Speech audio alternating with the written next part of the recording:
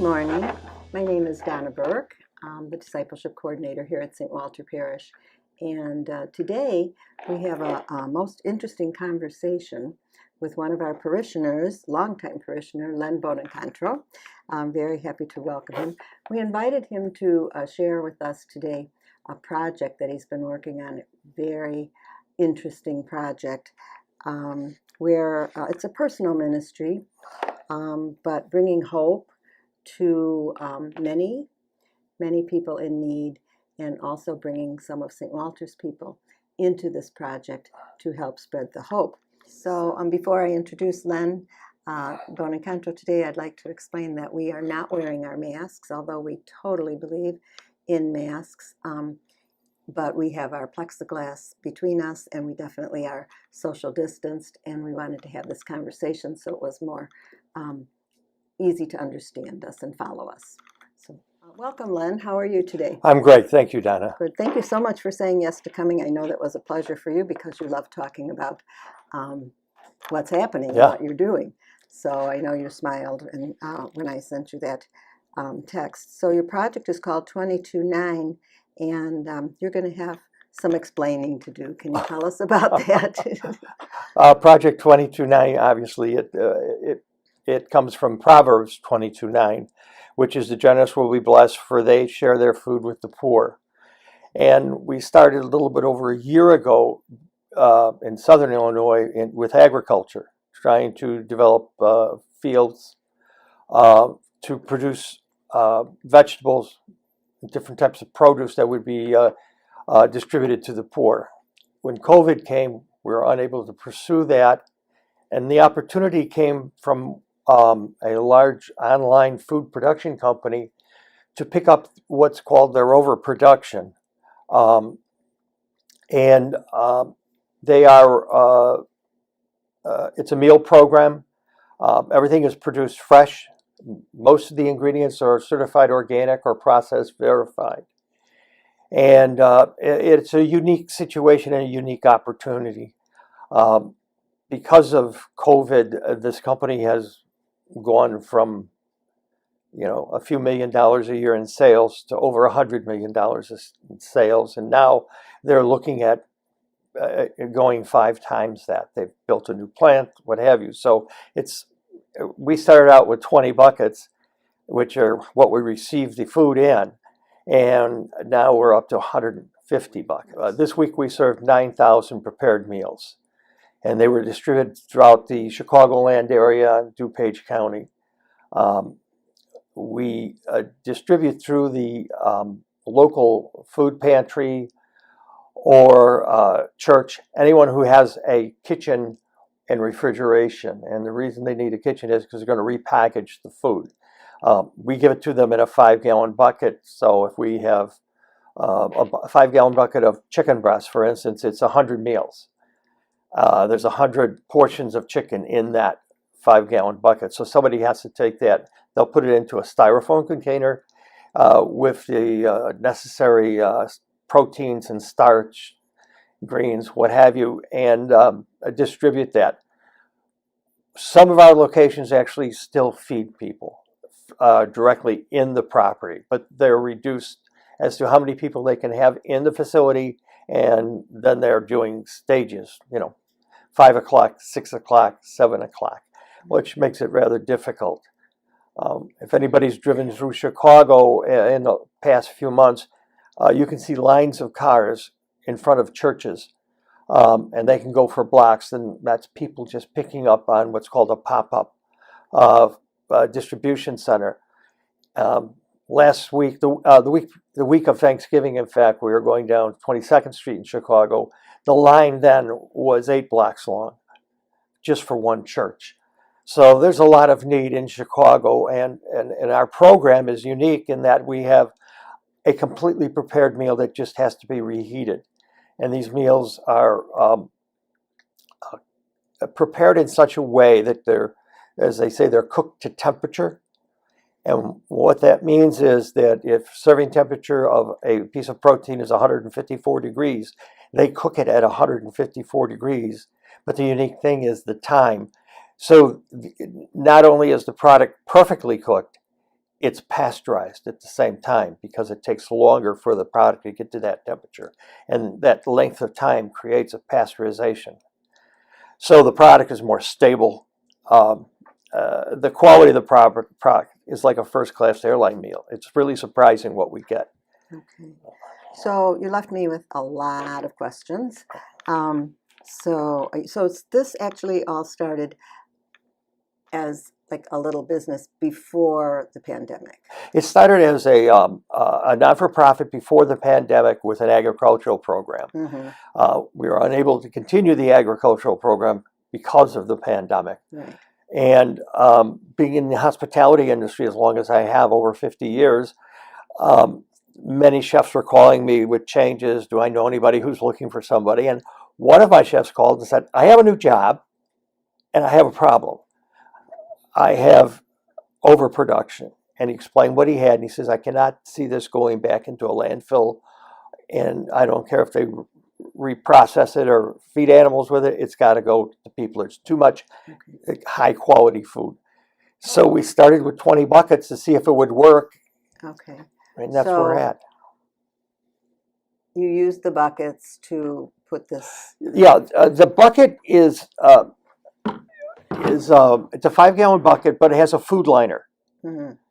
And think of this as no different than a mason jar or a can. Right. They'll fill the buckets with approximately 100 portions of whatever is going in, whether it be chicken breast, grilled salmon, it could be sirloin steak. And those are cooked? They're already cooked to temperature. So they're ready to just be reheated. So actually 2.5 minutes in a microwave and everything's back up to its perfect temperature. Okay. Okay, so you fill those buckets and you bring them to the different locations. We bring them to different locations. Okay. How did you start using these buckets? Because they Needed something? It was the only container we could find that we could physically handle. Okay. And that had a unit of measure that was easier to work with, because if it was a smaller bucket, I'd have buckets all over the place, right. And if it was larger, they're just too hard to handle. The handle is nice, it works well, and so, and because you love to do things like figure out, problems, and yeah, we're all problem solvers. This was a little problem solvers. Okay, I like the way you said the opportunity arose for you to. The opportunity came after the pandemic. Was that this man that had all this extra food? He had just gotten a new job as production manager for this company, and he had overproduction. He says, I don't know what to do with this. I can't see going in the garbage. And you know a lot of different people, so yeah, he thought yeah. of calling you, and he knew that you would be able to do something with that. Okay, so that's awesome. Now, how do you decide where you're bringing the food? How did you get those sites that need? It's surprising how quick the word gets out. The word gets out when I knew a couple of pantries in the city because I volunteer, and you start meeting people. And I have, for instance, I have 4 deacons out of the Chicago diocese who are always working in food pantries somewhere. And they've sort of I found them. I started with one, then another, then another, then another, and they just kept on coming to me with problems, with places that needed food, and we just kept on. We got to a point where we had to start increasing buckets and make an investment. And I think I told you this story. I was at the Missionaries of Charity, and when I went to take the buckets out from there, the sister that was in charge grabbed the bucket, and she explained that they use these buckets for so many things, and they're very important not only to them personally, but also to what they do in their mission. And she says, I'm going to pray for buckets.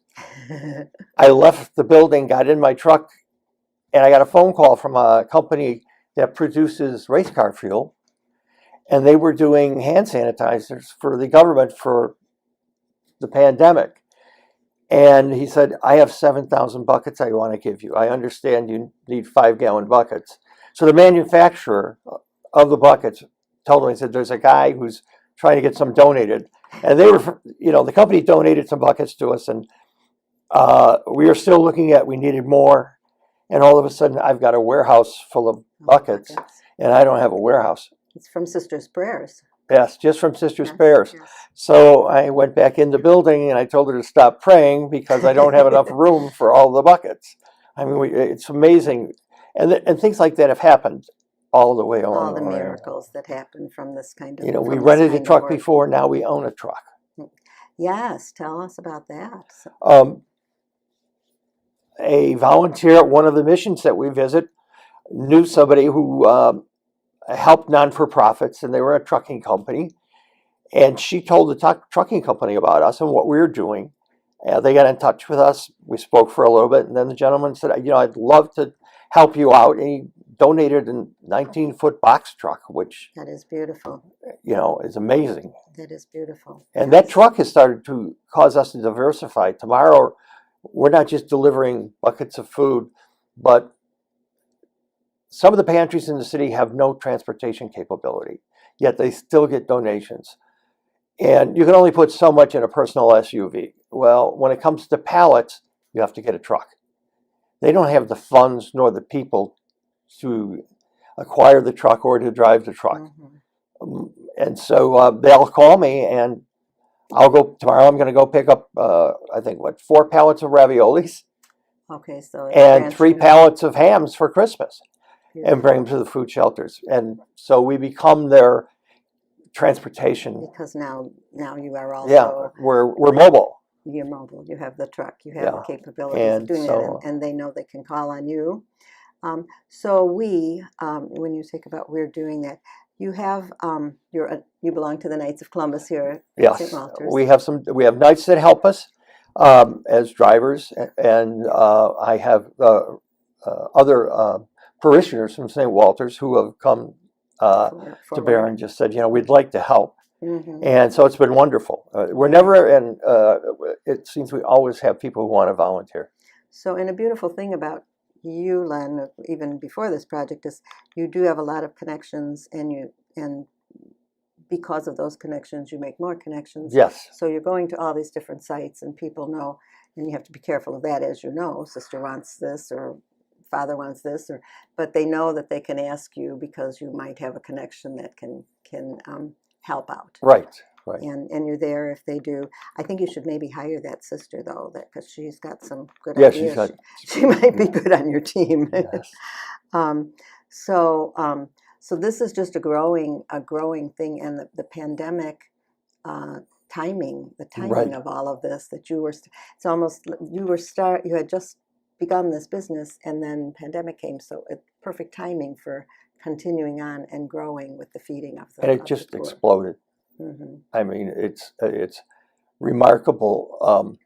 Since the pandemic, we've had a religious order that contacted us and wants to work with us. They have 40 acres, and we're working on converting that 40 acres back to agriculture to create a garden that will produce vegetables and fruits that will go into the city. That's beautiful. And the University of Illinois is working with us on developing the plan as to what we plant, when we plant it, and helping with the management of the facility. It's so interesting how this is just expanding and including so many people and doing so much good. Thank you. And it's good food. Yeah, I mean, it's exceptional quality. It's exceptional quality too. But to be feeding so many people from those little white buckets. Well, you know, we helped the Sisters of Providence, St. Mary's of Providence on Ashland Avenue in Chicago, Austin, on Austin. And one of the nuns there was outside waiting for us to get the product off the truck. And she said, I had to tell my Mother Superior today that tonight I'm having chicken a la vodka, and tomorrow night I'm having blackened shrimp. She says, I've been religious for 30 years. I've never had shrimp for dinner in the convent, you know. And that is so nice. But it's the type of food that we get. And that's what you get. Yeah. Now, that was one of my questions. Like, is most of this food coming from that one opportunity that came along, that one Right, Is that right. coming Most of all the prepared food is coming from Okay. there. We pick up frozen and shelf-stable product from different vendors, from distributors. But the prepared meals strictly come from there because right now I don't have the ability still to exhaust the supply that they have.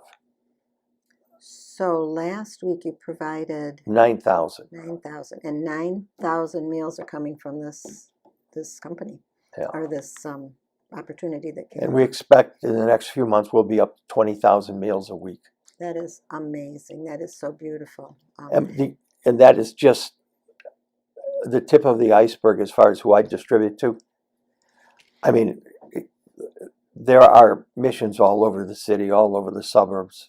There's a mission in Des Plaines where Catholic Charities just goes into the forest preserve and they set up tables and the people come out of the woods.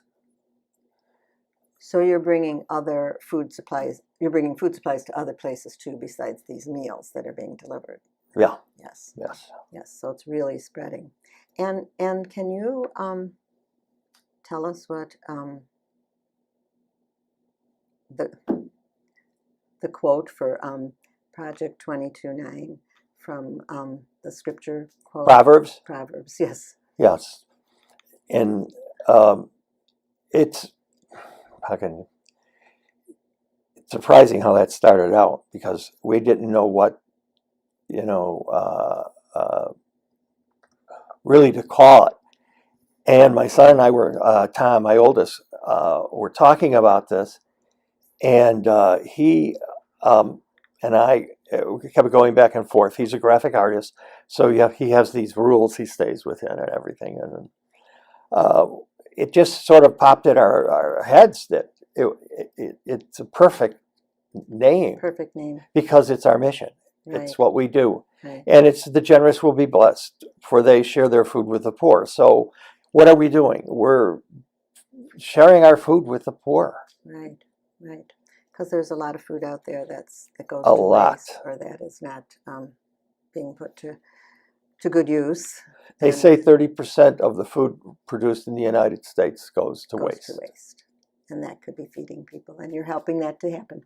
So thank you so much, Len, for this beautiful example of actually bringing hope, but being dedicated to helping others, to doing something that matters, instead of just what business can I open, what business can I get into? Well, here's a beautiful business to get into that also feeds the poor and keeps us from being so wasteful. So if anybody would like to assist us with Project 22:9,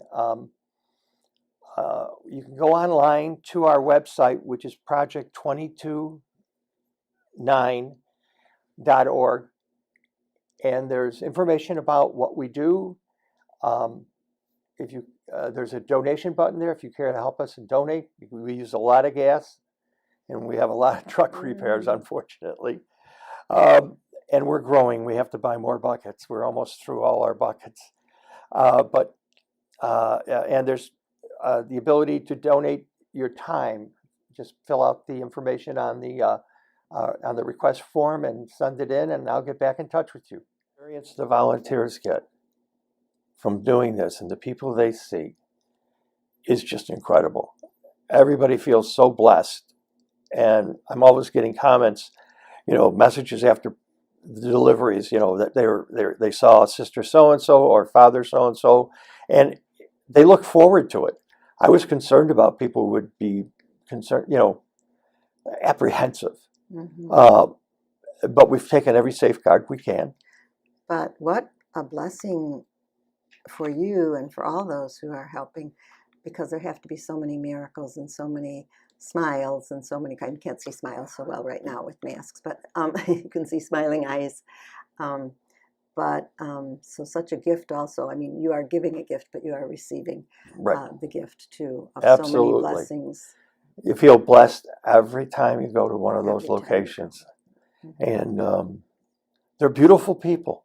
They're just people on hard times. Right. As we say, sometimes you get stuck in the mud and you can't get your foot out. Well, These people are in situations. We bring a little light into the situation, and the faces.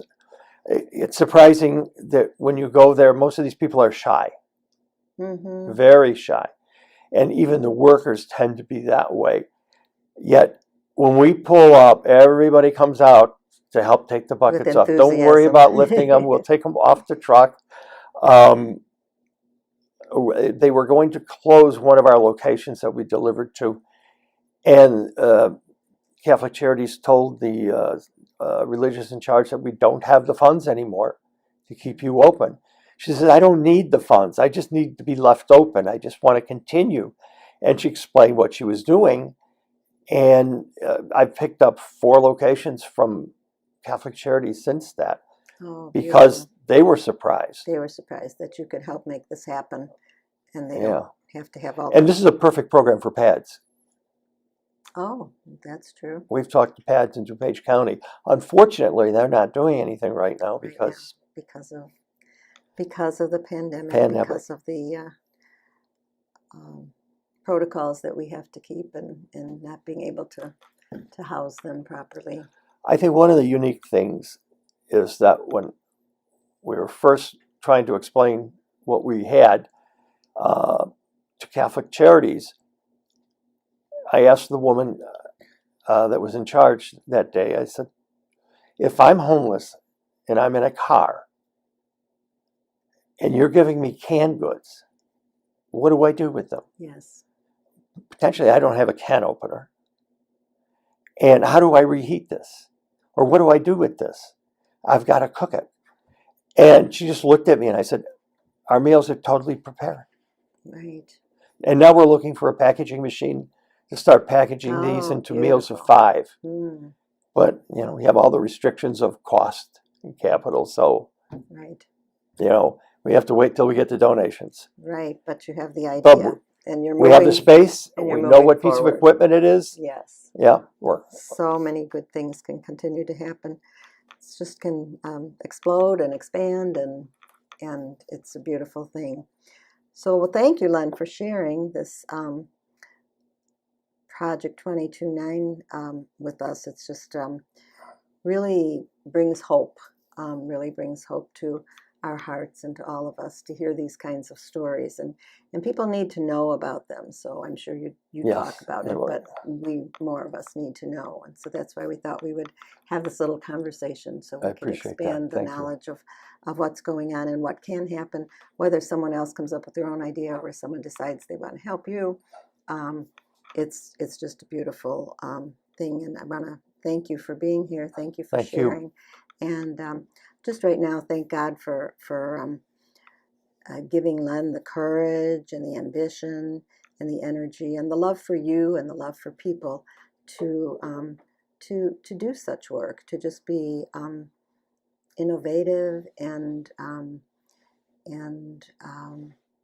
obedient to your call, Lord, that He hears you. So thank you, Lord, for Len and for all those who are helping to feed the poor during this pandemic and always. And thank you for listening to our